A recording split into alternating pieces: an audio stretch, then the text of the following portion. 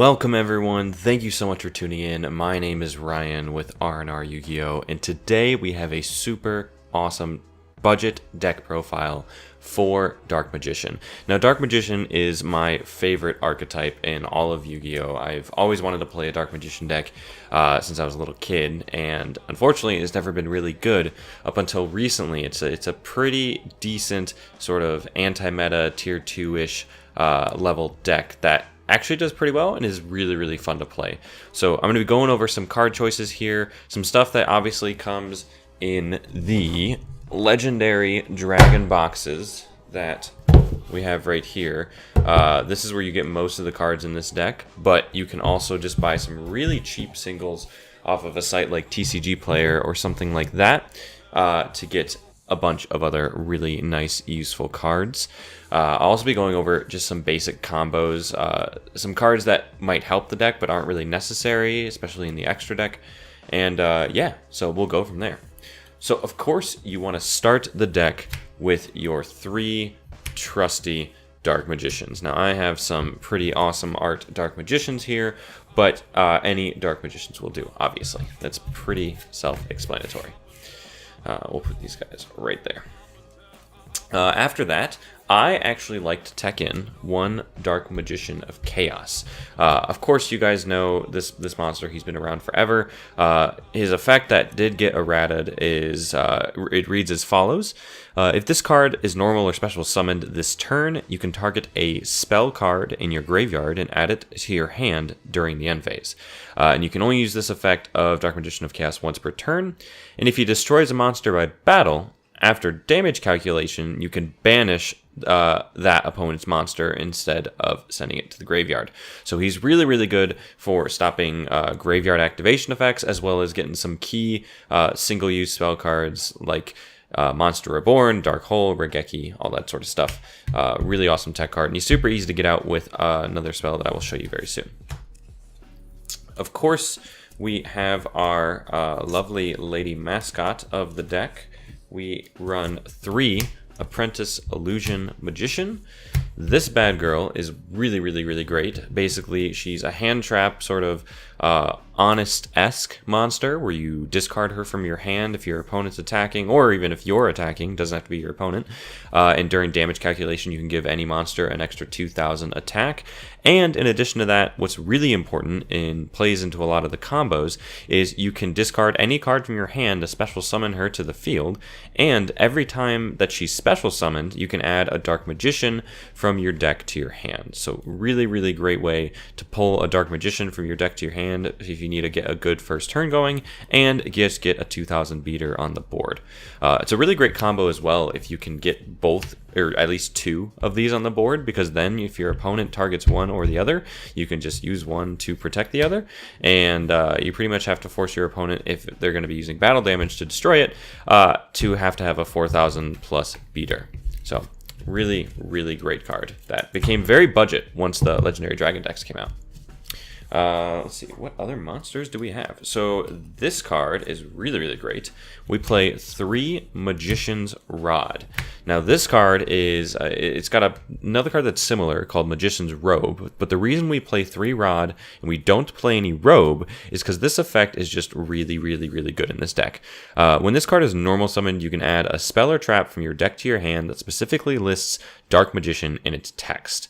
He also has another effect that says during your opponent's turn, if you activate basically a spell card, trap card, or any effect, while this card is in your graveyard, you contribute a spellcaster monster and add this card to your hand. Of course, you can only use each effect once per turn.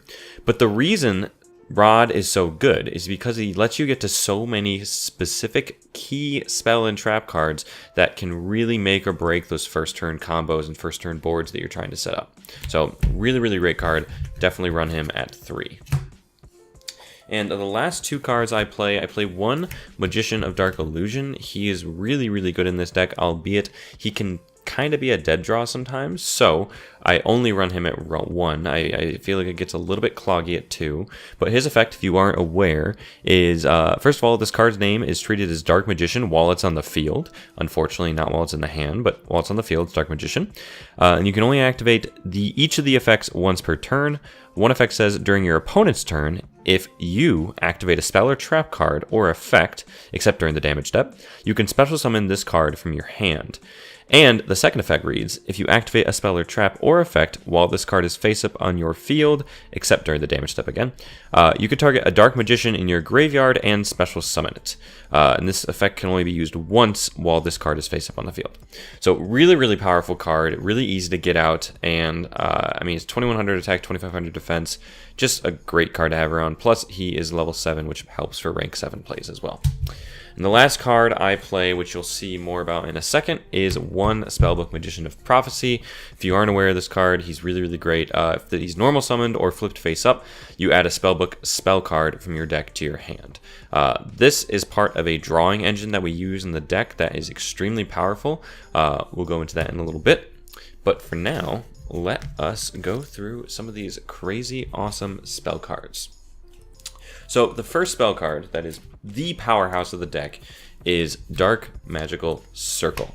We play 3 of these bad boys in the deck. So he has 2 effects. The first one says when you play this card or when it's activated, you can look at the top 3 cards of your deck. You can reveal one Dark Magician or one spell or trap that specifically lists the card Dark Magician in its text among them, add it to your hand, and then place the remaining cards on top of your deck in any order you choose.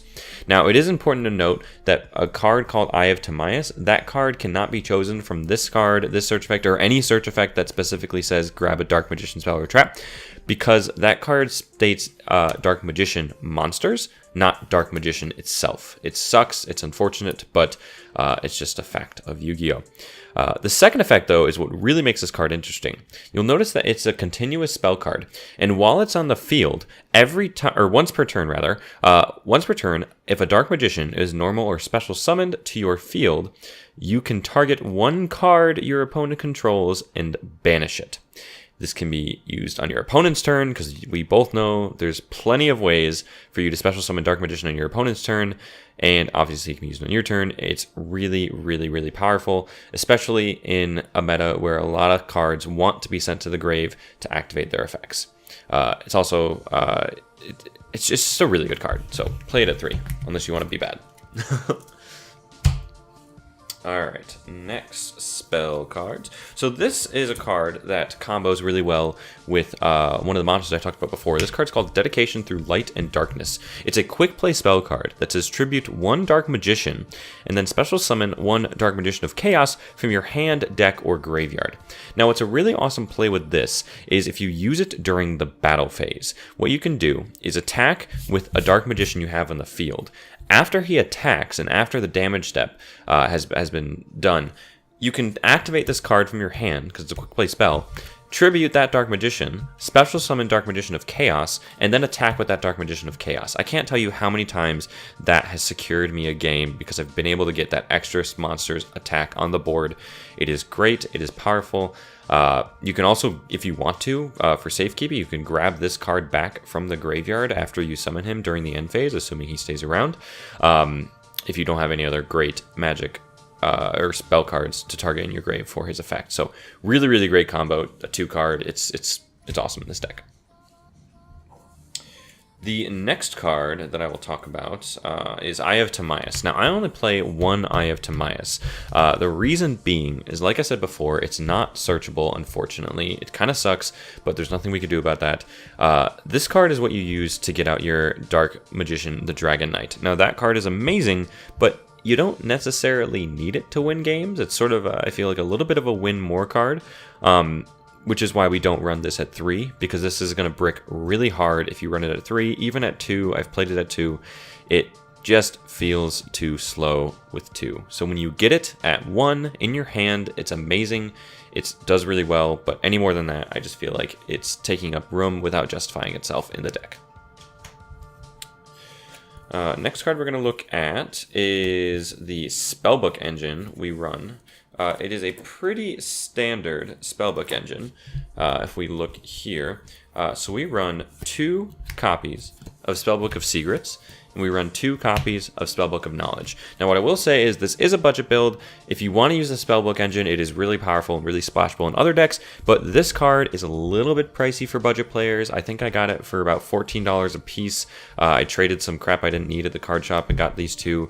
But Secrets is really cheap, and Spellbook Magician of Prophecy is really cheap. But this is the key card. So if you get either Secrets or Spellbook Magician of Prophecy in your hand, you're pretty much guaranteed to be able to draw 2 cards at any point. Because what you do is if you get the Magician, you summon him, grab Secrets, play Secrets, which allows you to search a Spellbook card from your deck except for Secrets. You grab Knowledge, play Knowledge, tribute your Magician, because you have to tribute either a Spellcaster type monster or another Spellbook card from your hand or face on your field. And then you're able to draw 2 cards from Spellbook of Knowledge. I've also seen it where I'm able to get just Spellbook, or I have only Spellbook of Knowledge in my hand, tribute a Dark Magician, and then summon it back with a trap known as Eternal Soul, which we'll get into later. A really, really, really great draw engine. Also makes really great fodder for banishing from your graveyard if you need to banish spells, or discard fodder if you want to summon your Apprentice Illusion Magician. Last couple cards in the Spellbook pile. I currently run 2 Galaxy Cyclone.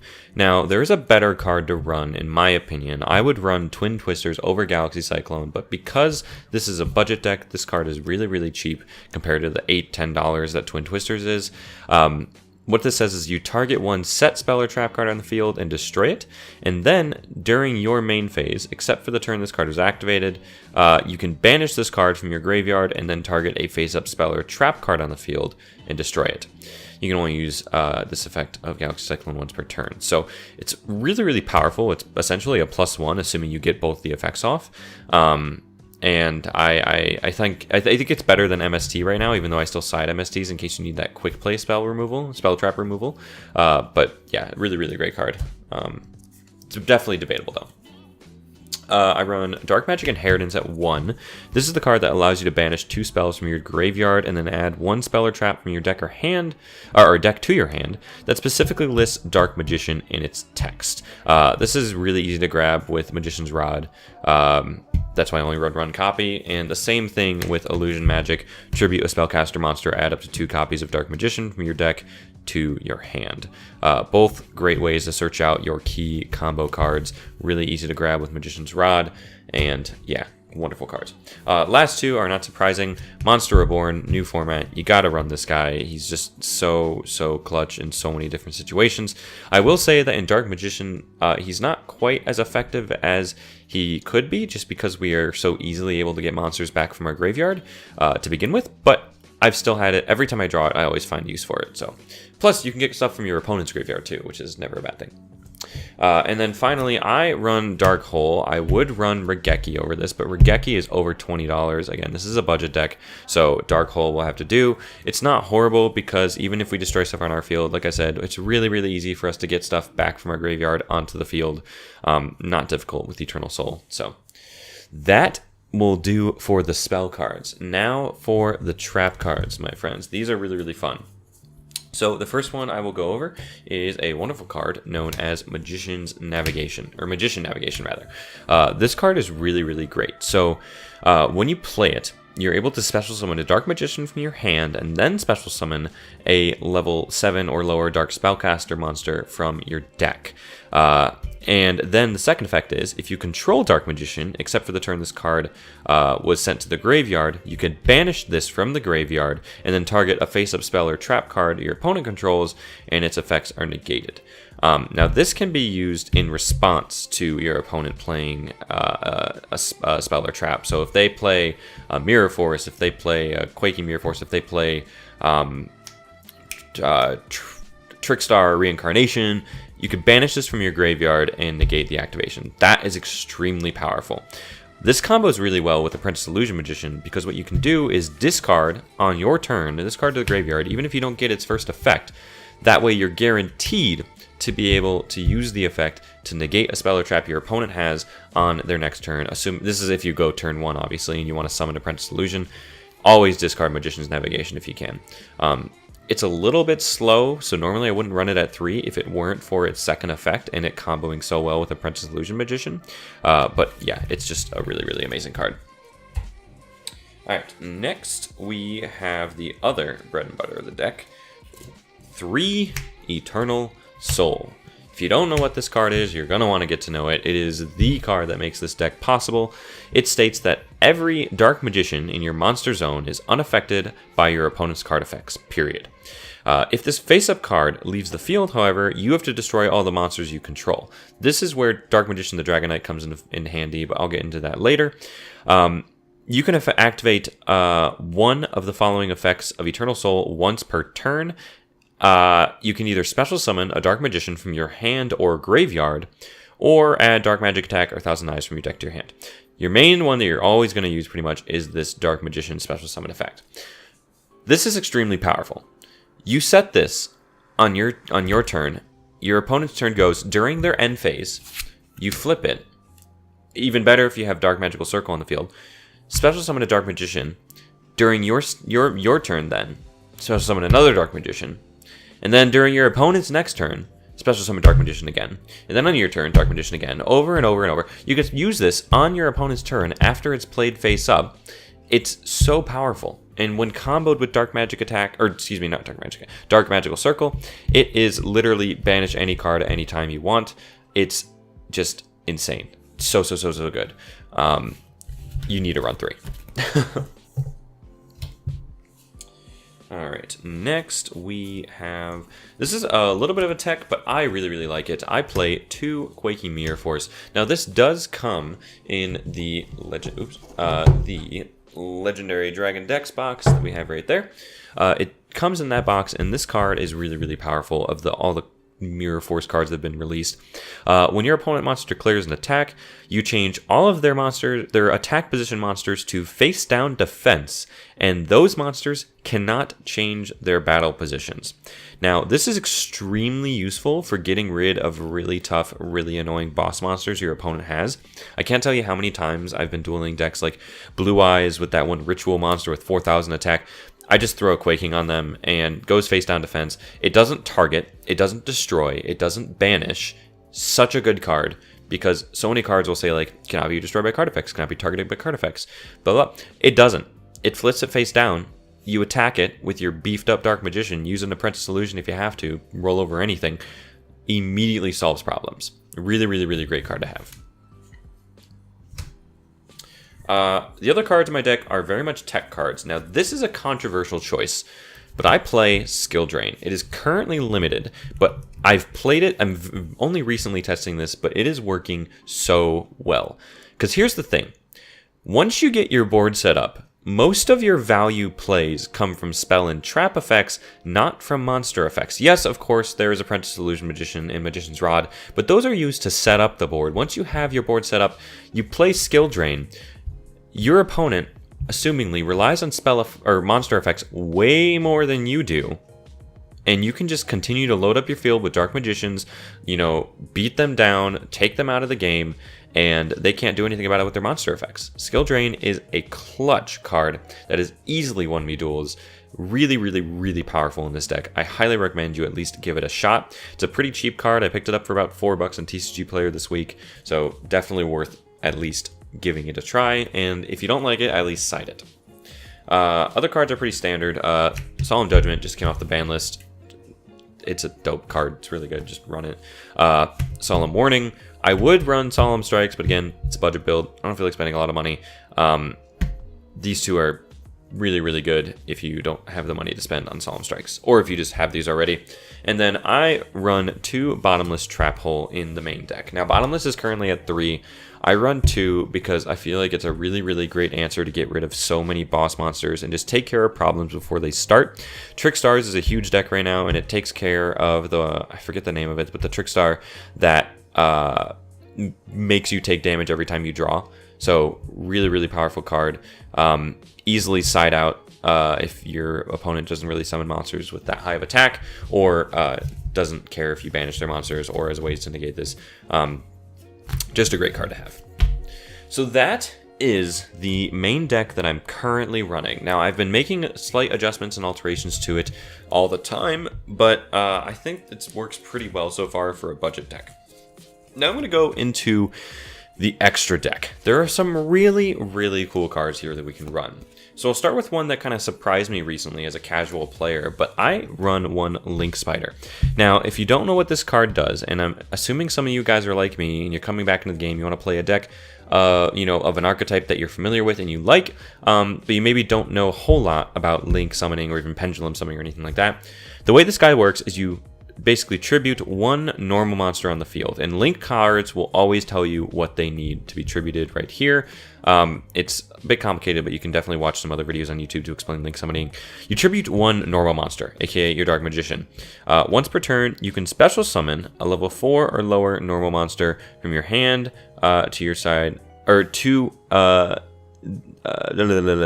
zone this card points to. That doesn't really matter, because we don't have any level 4 lower normal monsters. What is great about this is if you have Eternal Soul on the field, and you just need that little bit extra burst of damage, you summon Link Spider to your extra zone by tributing Dark Magician, bring back Dark Magician, boom, you just got an extra 1,000 damage on the board, basically for free. And that also gives you a way to tribute Dark Magician, resummon him back, and then use Dark Magical Circle to banish a card your opponent controls. Just a really, really easy play. Let's see. So I'm going to tell you the cards that I think are either really, really, really important or really, really budget and really easy to play in this deck. This is Dark Magician the Dragon Knight. Personally, I have 3 of them in my extra deck, not because I need to. You're perfectly fine with just running 1, but I just personally don't have any other cards that really fit my extra deck. But basically what he says is he's the 3,000 attack, 2,500 defense. This is the guy you summon with your Eye of Timaeus, and his name is treated as Dark Magician while on the field or in the graveyard, and your opponent cannot target spell or traps you control with card effects. Also, they cannot be destroyed by your opponent's card effects. This is the magical shield and protector of Eternal Soul, and I mean Dark Magical Circle too, I guess. But basically, you play this while you have Eternal Soul in the field. Eternal Soul protects him from being destroyed by card effects. He protects Eternal Soul from being destroyed by card effects. They play off each other. It is a really, really hard combo to break. Really, really hard combo to break. Just a really powerful card. Plus, 3,000 beater is never, never bad. So, have to run one of him at least. You could throw in 2 just in case something happens to him, and you're able to get Eye of Timaeus back from the graveyard with Dark Magician of Chaos, but it's not really necessary. This is, you don't see him played too often, but late game, if you if it's set up right, Amulet Dragon can be really good. His effect states that he can be fusion summoned with Eye of Timaeus, blah, blah, blah. If he's special summoned, target any number of spells in any graveyard. You banish those targets, and if you do, he gains 100 attack points for each banished card by this effect. And if he's destroyed, you can target one spellcaster monster in your graveyard and special summon that target. He already has 2,900 attack. You play a crap ton of spell cards. If it's late game, your opponent's played some spells too, you get Eye of Timaeus, clutch play, you pull this guy out, he can easily get 3,000, 3,500, 4,000, 4,500 attack points by banishing every single spell in either player's graveyard. It's just insane how much attack power he can get. So you don't play him often, but when you do, he comes in real handy. What else? I mean, we have Cheeky Dark Paladin. He's classic. Everyone knows what he does. I guess I'll read it. When a spell card is activated, he has a quick effect that says you can discard one card and negate the activation, and if you do, destroy it. He must be face up on the field to resolve this effect, and he gains 500 attack for each dragon monster on the field and in the graveyard. It's a Dark Magician deck. Why would you not play Dark Paladin? Okay, so this card is actually really, really fun. Red Eyes Flare Metal Dragon. Rank 7 Exceed. His effect states, cannot be destroyed by card effects while it has Exceed material, and while this card has Exceed material, each time your opponent activates a card or effect, inflict 500 damage to your opponent immediately after it resolves. Once per turn, you can detach a material and then target a Red Eyes normal monster in your graveyard special summon it. That doesn't matter. What matters is his effect. He basically says if he's on the field, he can't be destroyed by card effects, and every time your opponent activates a card or effect, you inflict 500 damage. You summon this by having 2 Dark Magicians on the field, you Exceed into him, they are going to take damage anytime they do anything from now on. Plus 2,800 attacks more than Dark Magician. It's great. Plus, it's really cheap too. Gaia Dragon and Thunder Charger. Your opponent has a defense position monster. Just run it over, do piercing battle damage. It's great. I play Big Eye. Wonderful, wonderful card. Comes in clutch if you just need to take control of something. Gets an opponent's monster out of your way. Works really well to close games. Now, there are... Well, I'll do this one really quick. Constellar, tell me M7. I've honestly never gone into him, but he's just useful to have. He can basically... what's his effect?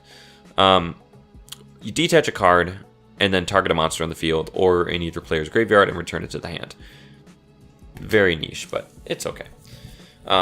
These two, I would say, are pretty important for the deck. One more important than the other. I'll start with the most important one. Ebon Illusion Magician. This guy looks sick. He fits the deck's aesthetic, and boy, is he good. All right, so he's 2 level 7 monsters.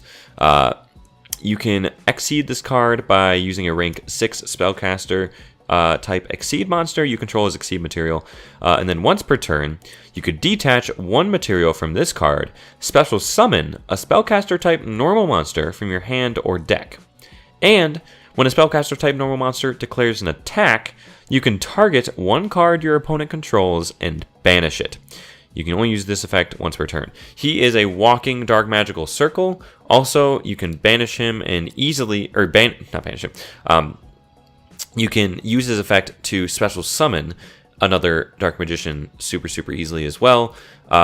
Really great card. Comes in clutch. I've seen plenty of play. Definitely pick this guy up. The last one, last important one anyway, is Ebon High Magician. He also takes 2 level 7 spellcaster type monsters. While this card has Exceed material, you can activate a quick play spell or trap card from your hand during your opponent's turn by detaching 1 material from this card at activation. And if this Exceed summon card is destroyed by battle and sent to the graveyard, or if this Exceed summon card you control is sent to your graveyard by an opponent's card effect, you can special summon a Dark Magician, or excuse me, a Dark Spellcaster type monster from your hand or deck, and then you can destroy 1 card on the field. Really good. 2,800 defense, that's always great. I've only used him a couple times, but he's definitely come in handy before. I would recommend picking him up for this deck. Rest stuff I run, just needlessly triple Dark Magician to Dragon Knight, Dark Magician Girl to Dragon Knight because she's waifu, another Big Eye, and this one, don't go into this, just a rank 7 that I need to throw in there because I needed 15 cards. And yeah, so that is the deck itself. That is the deck profile. It's really fun to play, especially if you love Dark Magician. The archetype, I think it's really great. Alright guys, that is going to do it for me. Thank you so much for tuning in. Please hit that thumbs up down below, and sub. Thank you so much for tuning in. We really appreciate you guys checking out the channel. Every sub means so much to us. Myself and Ryan, we're working really hard to bring you the best Yu-Gi-Oh content we can. We want to get some spicy pack openings, some box openings, some deck profiles, some live duels. All that stuff is going to be coming soon enough. Thank you so much for tuning in, joining us on this adventure. This is Ryan from the R&R Connection, signing out. Catch you on the next one.